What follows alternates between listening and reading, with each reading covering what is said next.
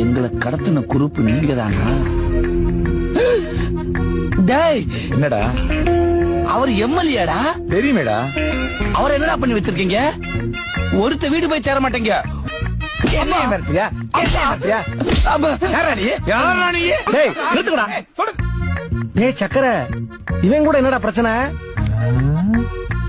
எதுக்கு அவன் உன்னை அடிக்கிறான் இருக்கும்போது? என்னடா உங்களுக்குள்ள தகராறு? அண்ணே, நீங்க வயசுக்கு வந்துட்டீங்க. எது? டேய் அவன் ஆம்பளடா. என்னடா உளர்ற?